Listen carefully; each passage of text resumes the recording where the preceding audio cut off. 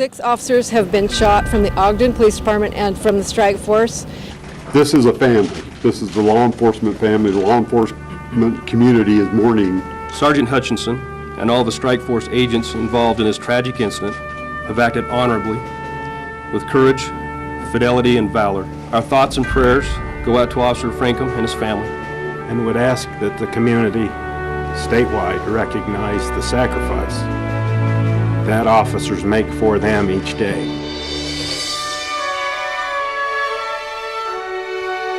Tonight, a special edition of KSL 5 News, In the Line of Duty. We have these 8 news specialists working dimensions of this story tonight that has so deeply impacted Utah communities. New tonight, we'll start with news specialist Jennifer Stagg. She joins us from the Ogden Amphitheater, the site of a moving vigil for the officers. Dee and Bruce, earlier tonight, this amphitheater here was packed with people, all expressing gratitude, love, support, and also pride for the officers involved in last night's shooting. We send them out the door to do the very best that they can, and we pray for them every night that they'll be safe. I just want Jared's family to know how much that we know their sacrifice is. It's tough. Well, I hope they're feeling the love and support of a very grateful community.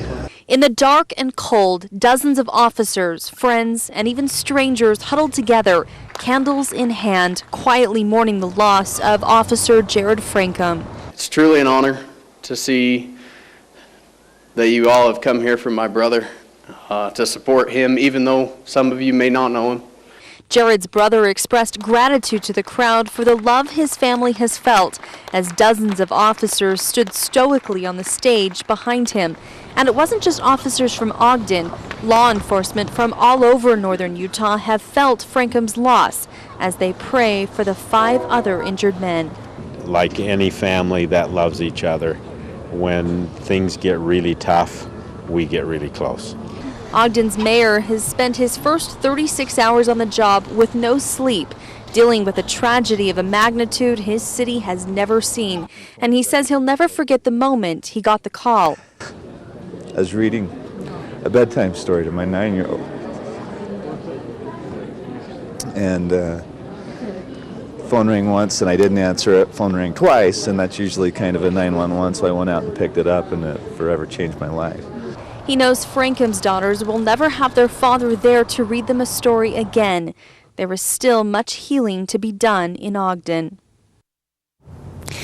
Now, shortly before the vigil, Officer Frankham's siblings spoke with the media. Carol Makita has that angle of the story. And Carol, did Officer Frankham always want to be a police officer? Yes, Jen, from earliest childhood. His brother Travis said he looked forward to serving every day. He showed his passion and shared it. Jared died doing what he loved.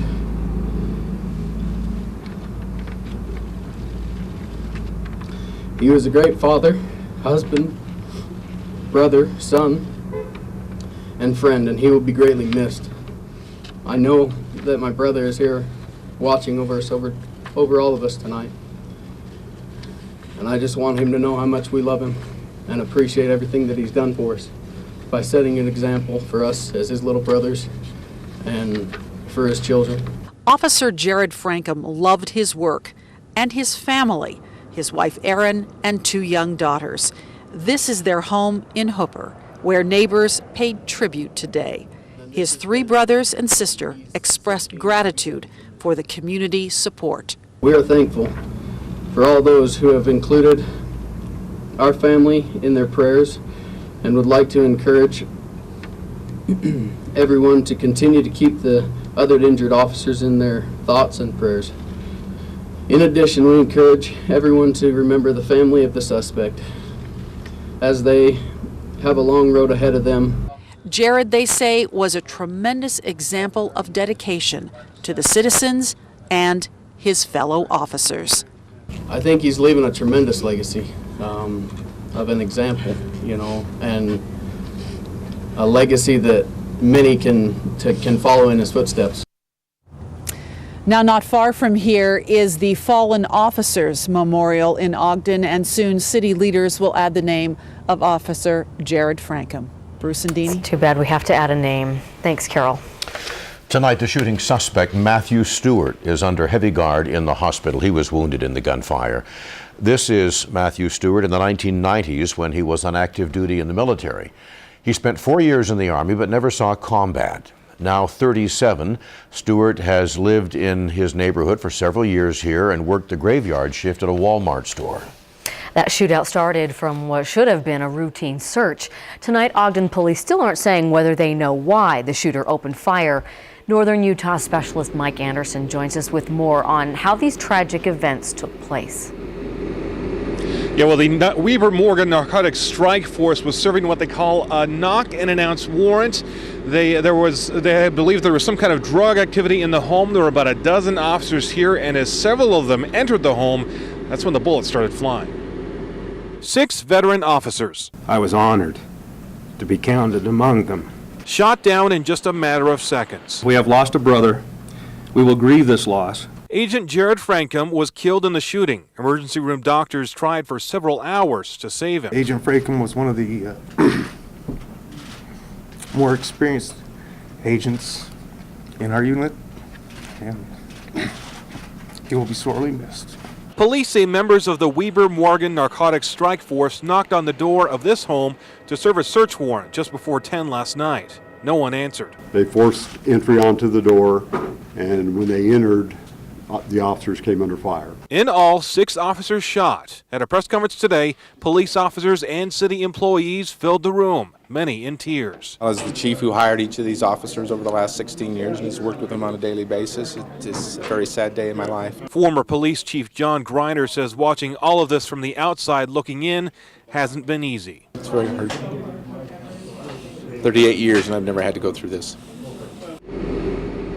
And 2 of those officers shot are expected to be just fine. The other 3 at McCady Hospital are in critical condition tonight. We're told the suspect, Matthew Stewart, is also expected to recover, and he's being held in a secure location. Back to you. Thank you, Mike Anderson. People who live in Stewart's neighborhood are trying to make sense of what happened. Many of them heard the gunfire last night and saw injured officers. News specialist Sandra Yee has been talking with them. She joins us now from Jackson Avenue, where authorities are still on the scene. Sandra. Right, Bruce, they're still here at the home of Matthew Stewart. It's unclear how much longer they'll be here, but the 3200 block of Jackson Avenue remains closed. Neighbors say this is a very quiet area, and what's happened over the past 24 hours is unlike anything they've seen before. Obviously, something's going on in there because they're pulling things out of the house, and it's not going to be personal items.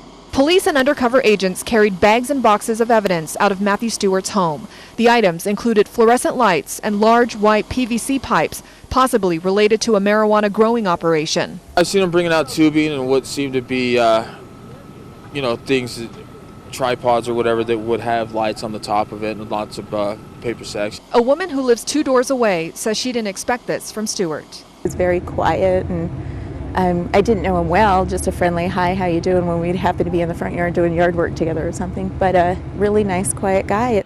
Johnson heard the rapid gunfire last night, and when she opened her front door, saw officers tending to their own. I saw officers on my front lawn. One had obviously already been shot, and they were trying to help him. The shooting left people terrified, shocked, and saddened, emotions that aren't typically felt in a neighborhood that longtime residents say is safe and quiet. It's pretty sad, people getting shot doing their jobs. I'm grateful for the police officers that gave their lives to protect my home and family. Neighbors say they're anxious for investigators to wrap up the case here at the scene. They say it'll be difficult, but they're hopeful that things can get back to normal. Back to you. It'll be a while. Thanks, Sandra. This tragedy is touching members of law enforcement around the state and even the nation. John Daly joins us now with that part of the story. Well, Deanie, police officers from other agencies we spoke with today say they're thinking of all those involved in Ogden and feel their pain. Violence could come up. In Woods Cross, officers wear a black band over their badges. Same on their cars, something you'll see statewide. I don't recall in my 25 years in law enforcement any type of shooting like this in Utah. It's devastating. In 2002, Chief Greg Butler was on the West Jordan police force when it lost Officer Ronald Wood, shot while chasing a suspect in a foot pursuit. And these things really hit home, and the other unfortunate thing is they never ever really go away. A good friend of mine in West Jordan was shot and killed almost 10 years ago, and it never goes away. When he was with Kaysville PD, Officer Seth Ellington worked with Jared Frankham's mother. It affects everybody, especially when you know them that close, someone in the family, it hits you pretty personal. Kane County Sheriff Lamont Smith understands. The emotions run real deep. You just, it brings back memories. You feel sorry for their supervisors. I know what they're going through. I know what the chief's going through. In 2010, his department lost Deputy Brian Harris, shot to death while chasing a burglary suspect. Well, you kind of feel like you might have done something wrong. If you could right it, you would, but you can't. 2,000 people, many of them police officers from around the region, came to the funeral. I know that it's a pure hell for them right now. I know there's a lot of bitterness that they're feeling. They just need to know that they're not alone. Now, for some context, law enforcement regularly ranks among the most dangerous jobs in the U.S. Over the past decade, roughly 163 officers die each year in the line of duty. That's an average of 1 death every 53 hours. John Daly, KSL 5 News. He is the best dad that anyone could ever want or have. Her husband is in the hospital after being shot. How she and her young family are holding on to hope. And all my family is amazing. And the gunman, more details on who he was. In the line of duty, team coverage continues. As much as he's a decorated officer, he's, much more of a decorated man, just in general. Relatives of the injured officers have spent many hours at the hospital in Ogden. Some family members arrived right after the shootings last night and, as you might expect, have had very little sleep. One of those is the wife of Casey Burrell. Officer Burrell is in McKay Hospital, and he has been sedated ever since he went into surgery last night. News specialist Keith McCord spoke with Burrell's wife, Natalie, at the hospital this afternoon. Natalie Burrell and her husband, Casey, are from Plain City. They have 2 kids, 1 on the way. Since the phone rang about 24 hours ago, Natalie has been here at the hospital next to her husband's side. It's your worst nightmare to wake up to that and have that call. Natalie Burrell received that phone call shortly after her husband of 9 years, Casey Burrell, had been hit. By the time she arrived at McKay Hospital last night, he was already in surgery. He was in the operating room for 8 hours. After getting a couple of hours sleep, she came back this afternoon, proud of her husband and thankful. I cannot say enough about police officers. They put their job on the, they put their life on the line, and Casey has not changed for me, for our kids. He is the best dad. Casey Burrell has served with the Ogden Police Department since 2003 and has been a member of the Weber-Morgan Narcotic Strike Force for the past 5. A good officer who's received a number of Distinguished Service Awards. Governor Herbert met with family members at the hospital today, expressing his gratitude on behalf of all Utah citizens. It's just a shocking thing. It's something you don't expect. And the magnitude of 6 officers being shot and 1 killed is just hard to digest. The governor also passed along thoughts and prayers to all of the families. Natalie Burrell said the officers' families are a close-knit group, and the fact that one of them has died hurts and will for a long time. My heart goes out to all of them. They're all friends. They're like brothers, and I can't say, I'm sorry. Ogden City has set up a fund in each of the officers' names. Contact any Bank of Utah if you'd like to donate. In Ogden, I'm Keith McCord. People are asking whether the accused gunman's 4 years in the Army had anything to do with his actions last night. News specialist Jed Bold tonight explores that angle for us. Bruce, Stewart's father wonders whether his son suffers from PTSD, but experts in the field say that level of violence is not typical for somebody with PTSD. Matthew Stewart had military training and the firepower to battle 6 police officers. I didn't know he had guns. His father tells us Stewart served in the Army, but something happened and he changed. He's had some mental difficulties. He was a very shy person. He says his son acted like he had been in the Gulf War in the early 90s. But the Pentagon tells us Stewart never saw combat and worked on communications equipment. He was assigned to Fort Bragg, North Carolina, from December 1994 to January 96, then was stationed in Germany until the end of 1998. He was awarded the Army Achievement Medal and the National Defense Service Medal. Michael Stewart says his son was diagnosed with depression, and he thinks that he turned to marijuana to self-medicate. They've been estranged in recent years, and he wonders whether his son suffered from PTSD. Tanya Miller, a VA psychologist on the PTSD team, cannot comment on this case, but says it's very uncharacteristic for a veteran with PTSD to engage in any type of violent behavior. We don't know whether Stewart ever sought help up at the VA, but the VA tells us that they didn't know him. The shooting, however, was a topic of conversation up there today, but then it was a conversation in all of our communities here in Utah today. Bruce, Dean. Yeah, thank you, Jed. Team coverage from our KSL News specialist continues tomorrow morning on our morning show. You'll also find constant updates and additional stories on KSL.com, KSL News Radio, and the Deseret News.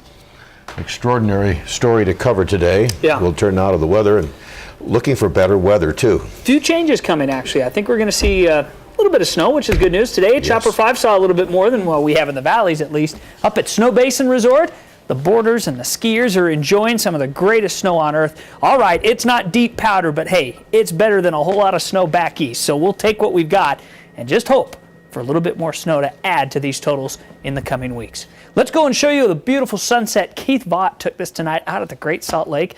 Is that not just spectacular? It feels like spring. It looks like spring.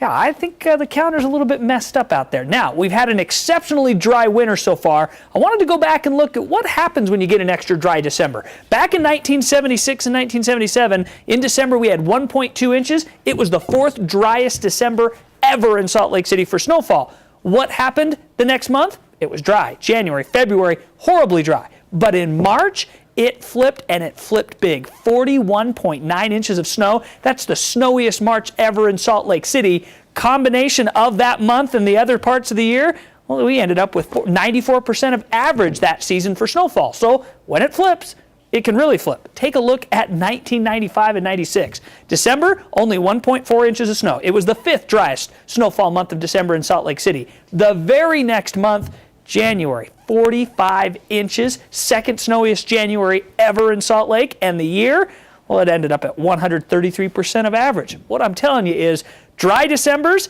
when it decides to actually get going, it gets going, and we'll get our snow. It's just going to take some time, but it will likely come, and it will come big. 33 in Ogden, 32 Salt Lake City, little band of cloudiness over the Wasatch Front. This little band is a little weak line, a little weak disturbance that's settling into central and southern Utah. It's going to stall out, but it's going to be an area of emphasis for a weak storm early Saturday morning. Now on Friday, partly cloudy, temperatures in the 30s in the Basin, 40s in Price, 49 Hanksville, 50 in Lake Powell. Southwestern side, beautiful. A few clouds filter in and out, 61 St. George, 66 Mesquite. So another real mild, nice day. 7-day forecast, St. George, 60s on Friday, then cooler weather, a little bit more cloud cover Saturday in response to that weak disturbance coming into the north, but then upper 50s and sunshine next week. So the dry pattern continues. Wasatch Front. Overnight, partly cloudy skies, temperatures remain mild, highs tomorrow in the mid-40s, smoggy skies, and then Saturday morning, a 30% chance of a little bit of snow. We're crossing our fingers. Saw Sundog a couple days ago.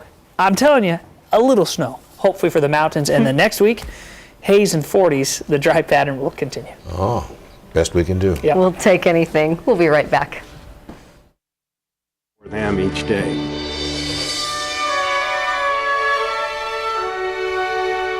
The shooting of 6 police officers in Ogden isn't the deadliest incident in Utah law enforcement. In 1913, 6 people died, 5 of them law enforcement officers, and the bad guy got away. News specialist John Hollenhorst tells that amazing story that seems pertinent tonight as it exemplifies the risk of police work. 134 Utah officers have died in the line of duty, including 5 in an ambush in 1913.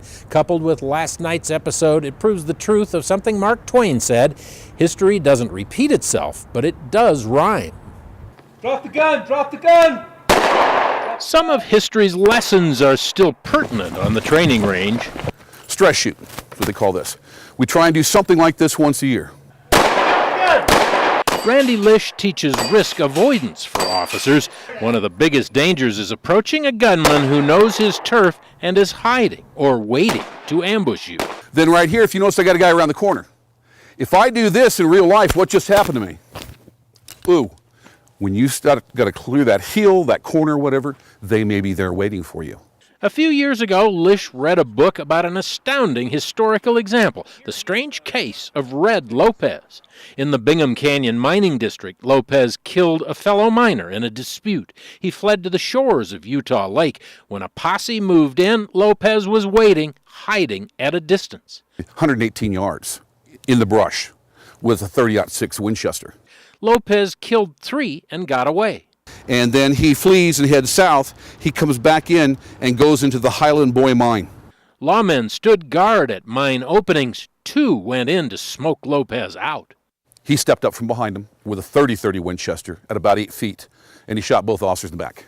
For weeks, Lopez eluded capture. He just kept on going from different mine shaft to mine shaft. He'd been a miner there for quite a while. He knew it real well. He lived off box lunches of other miners. Some they say they gave him the food. Some say that he took the food. Some say he pointed guns at him. Eventually, Lopez just vanished and was forgotten, at least in Utah. But Lish reopened the case after reading about Frank Hamer, the legendary Texas Ranger who ambushed and killed outlaw couple Bonnie and Clyde. Eventually, Lish proved Hamer also had caught up with Red Lopez in 1921 along the Rio Grande. He'd been committing train robberies and a lot of smuggling across. He was responsible for, according to the Hamer family, approximately 30 homicides after he left here. A posse led by Hamer set up its own ambush as Lopez and his gang crossed the border. And the Rangers stood up behind him and told him not to move, and the shooting started. And about 11 of them, according to Frank, were killed. After Lish did his detective work, the Salt Lake County attorney formally closed the case in 2003. One thing is sure, no matter how many cases are closed, officers will always be at risk. All we can hope is that this list of heroes doesn't get any longer. John Hollenhorst, KSL News. Thank you for joining us tonight for this special edition of KSL 5 News. With heavy hearts, we say goodnight.